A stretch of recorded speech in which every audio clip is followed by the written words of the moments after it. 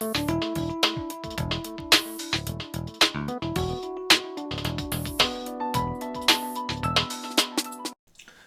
bienvenido a la Fonda Filosófica. Hoy la semiótica de Charles Sanders Peirce. En Google hice una búsqueda por todos los libros publicados entre 1800 y 2009 que llevan la palabra semiótica en el título.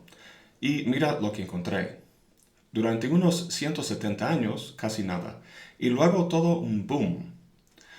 Aquí vemos algo de actividad en la década de 1870 y en el giro del siglo, justo las épocas cuando más escribía Peirce sobre los signos.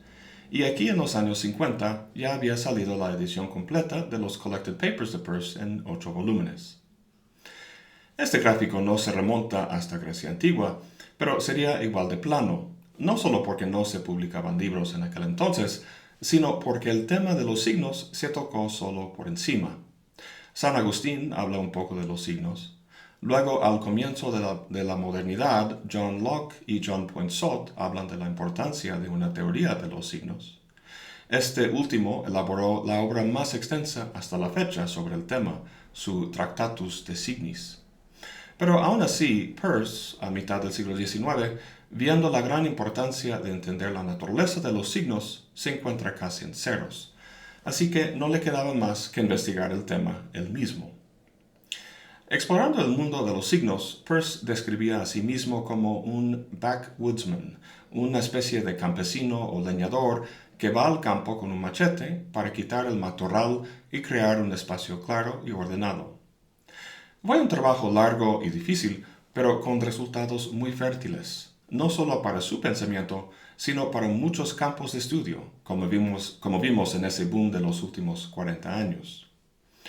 Volví a Google y hice una búsqueda por semiótica de, y salió un chorro de entradas.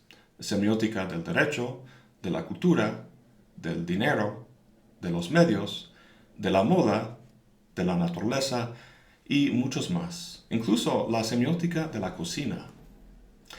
¿Qué tienen los signos que casi todo puede interpretarse en términos de ellos? Pues eso lo veremos a lo largo de nuestro examen, pero primero quiero ver por qué Peirce consideraba importante entender la naturaleza de los signos. Hay que saber que Peirce tenía una formación científica. Graduó de Harvard como químico y a lo largo de su vida trabajó como científico e hizo muchos aportes importantes a la ciencia. Afortunadamente para nosotros, tenía también profundas inquietudes filosóficas. ¿Qué es lo que explica el éxito de la ciencia? ¿Qué hacemos cuando investigamos el mundo? ¿Y cómo debe ser el mundo para que tengamos conocimiento de él? Peirce se encontraba a finales de una época filosófica que llamamos la modernidad. El tema fundamental de esa larga época es la epistemología, la teoría del conocimiento.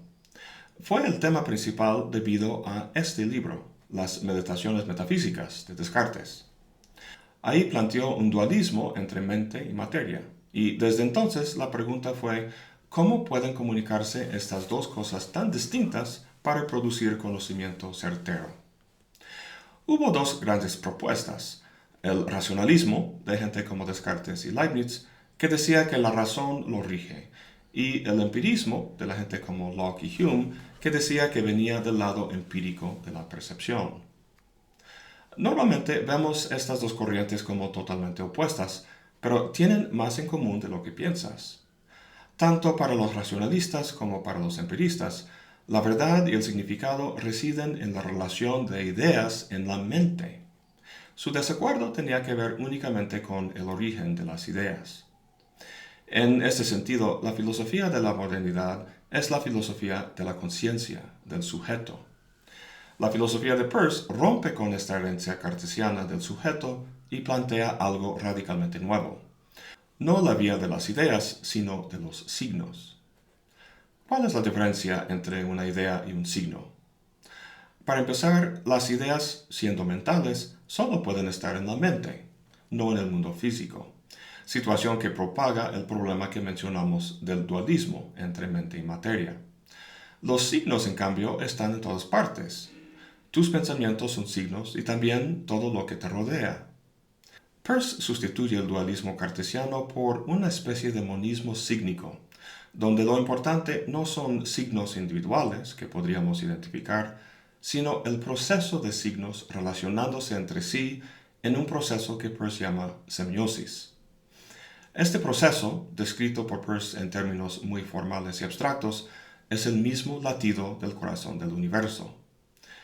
Capta bien su diferencia con Descartes al decir, al igual que decimos que una pelota está en movimiento y no que el movimiento está en la pelota, deberíamos decir que nosotros estamos en la conciencia y no que la conciencia esté en nosotros. Fascinante, ¿no? El hombre no es una sustancia mental, una conciencia aislada llena de ideas que expresa con signos, sino que el mismo hombre, dice Peirce, es un signo en desarrollo, como si fuera un nodo inmerso en una vasta red de otros procesos de semiosis. Es un poco difícil entender cómo el hombre puede ser un signo. Quizá podamos visualizarlo en términos de la relación entre un remolino y el río en que se encuentra. El remolino no es una sustancia, no es una cosa que puedes sacar y aislar del río. Es una configuración del río mismo. El río aquí es el mundo y el remolino la conciencia humana. ¿Ves que no hay ningún dualismo aquí, sino más bien un continuo? De la misma manera, el hombre como signo es simplemente un nodo en la red semiótica cuya operación, como la forma del remolino, se ha vuelto bastante habitual y consistente. Esta transformación del marco cartesiano es una de las consecuencias filosóficas más importantes de la semiótica de Peirce. Cree que la lógica de la investigación científica podrá esclarecerse mucho si entendemos la cognición humana y la naturaleza del mundo que conoce en términos de la acción de signos. Bueno, dejemos por atrás todo este preámbulo y vayamos al grano, a los signos. Todos sabemos que es un signo. Las palabras que estás oyendo ahora mismo son signos, o cualquier letrero de la calle. Los dedos que señalan, un semáforo en rojo, un mapa, el nivel de mercurio en un termómetro, incluso los eclipses. Podríamos hacer una larguísima lista de signos, sin embargo no serviría de mucho, ya que todo objeto de la experiencia tendría que incluirse. Lo que significa ser un signo para Peirce no es una cuestión ontológica, sino lógico-pragmática. No qué es, sino qué hace. ¿Qué hacen los signos? La respuesta es sencilla. Representan objetos al producir lo que Peirce llama interpretantes. Aquí tenemos los tres términos básicos de su semiótica: signo, objeto e interpretante. Peirce acuñó esta palabra interpretante en vez de usar la más común interpretación, porque en la medida posible quería eliminar de su análisis cualquier antropomorfismo. No quiere decir que los hombres no usen signos, sino solo que para definir el concepto signo no hace falta el concepto de hombre y sus particulares facultades, como aquella connotada por la palabra interpretación. Hace una comparación interesante al respecto. Dice que para definir el concepto de línea, no hace falta hablar del trozo que una partícula ocupa parte por parte sobre un lapso de tiempo. De igual manera, para definir el concepto de signo, no hace falta hablar de las cosas particulares que hace un ser humano. Bueno, volvamos a los elementos de la semiosis: signo, objeto, interpretante. Es muy común ver la relación entre estos elementos representada por un triángulo. Esto me connota un sistema cerrado, cuando en realidad la semiosis es un proceso muy abierto, así que mejor un tripié que un triángulo. Entonces, la dinámica básica es la siguiente. Algo se encuentra apto para ser un signo de un objeto, es decir, para representarlo. Esa cosa, el signo, logra representar al objeto al producir un interpretante. Tomemos un ejemplo sencillo. Por la ventana veo nubes oscuras en el cielo y lo tomo como una señal o signo de lluvia. Saliendo de la casa me llevo el paraguas. Las nubes oscuras son el signo, el objeto que representan es la lluvia y el interpretante es el acto de llevar el paraguas. Ok, vamos a analizar esto. Si hubiera visto vacas por la ventana, ¿habría llevado un paraguas al salir de la casa? Por supuesto que no. Lo que hace que las nubes sean aptas para representar a la lluvia es la relación causal que se da entre los dos. De nubes oscuras sale lluvia. Más adelante veremos las diferentes formas en que un signo puede relacionarse con un objeto, pero de momento el punto es que hay una relación entre el signo y el objeto. Peirce dice que la función del signo es producir otro signo, lo que llama el interpretante, de modo que el interpretante, puede asumir la misma relación con el objeto en la que se encuentra el propio signo. Es decir, los signos producen nuevos signos, en este caso el hecho de llevar un paraguas, y el chiste es que este nuevo signo también puede representar al objeto, la lluvia. Imagínate que mi vecina, al mirar por su ventana, no puede ver las nubes, pero sí me ve salir de la casa con el paraguas, y eso le hace pensar en lluvia, es decir, una imagen de lluvia en su mente. Vamos a hacer un diagrama de lo que está pasando. Aquí está el primer interpretante, yo saliendo con el paraguas. Este es el significado o el efecto del signo original, las nubes.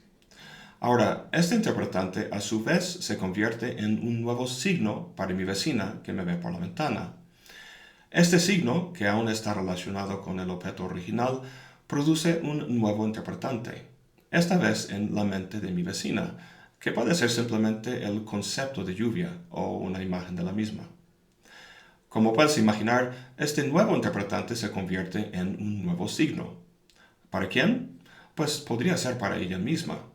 Su hija va al aeropuerto para tomar un avión, entonces el signo de lluvia podría producir en ella un interpretante como angustia o temor, pensando que una tormenta podría hacer estrellar el avión.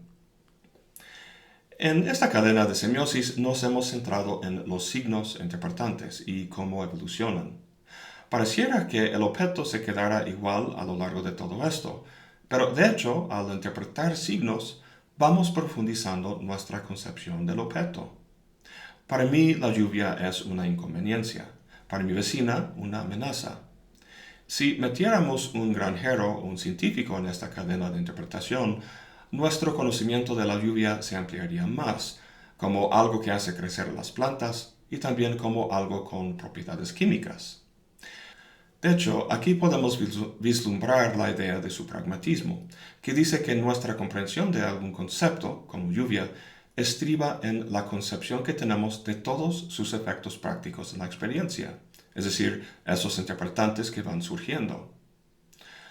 Ahora, vamos a ver una definición representativa de las múltiples definiciones de signo que Peirce dio. Dice, un signo o representamen es un primero que está en tal relación triádica genuina con un segundo, llamado su objeto, que es capaz de determinar un tercero, llamado su interpretante, para que asuma la misma relación triádica con su objeto en la que él mismo está respecto a ese mismo objeto. La relación triádica es genuina, es decir, sus tres miembros están unidos por ella de una forma que no consiste en ningún complejo de relaciones triádicas. Termino la cita. El signo es primero, el objeto segundo y el interpretante tercero. ¿Eso suena familiar? Claro, es un reflejo de su esquema categorial que vimos en el video anterior. En el siguiente video veremos esa relación con más detalle, pero de momento quiero hablar de la naturaleza triádica de su semiótica. Peirce habla del signo como un medio que vincula o media entre un objeto y un interpretante. A mí me gusta verlo como un lente a través del cual podemos ver un objeto, parecida a la manera en que un telescopio nos permite ver un planeta en el cielo. Al decir que la actividad sígnica es triádica, quiere decir que estos tres elementos son imprescindibles. Cualquier teoría semiótica tiene que contar con signos, obvio. Son una condición necesaria, pero claramente insuficiente, ya que el chiste de los signos es representar algo, estar en lugar de otra cosa, el objeto. Pero Peirce dice que algo no funciona como signo hasta ser tomado o interpretado como un signo de ese objeto. Seguro has oído hablar de esa famosa pregunta. Si cae un árbol en el bosque y no hay nadie ahí que lo oiga, ¿hace un sonido? Desde un punto de vista peirciano, la respuesta es no. Tenemos un primero y un segundo, un signo y un objeto, es decir, la modulación del aire como signo y la caída del árbol como objeto. Pero no hay sonido hasta que haya un intérprete. El sonido es el efecto o interpretante que la relación entre signo y objeto produce. En el próximo video veremos cómo Peirce clasifica los signos, incluyendo la célebre clasificación de icono, índice y símbolo, y más concretamente cómo los signos nos permiten descubrir cosas sobre el mundo y llegar a la verdad. Bueno, eso es todo por hoy. Gracias por acompañarme. Hasta la próxima y buen provecho.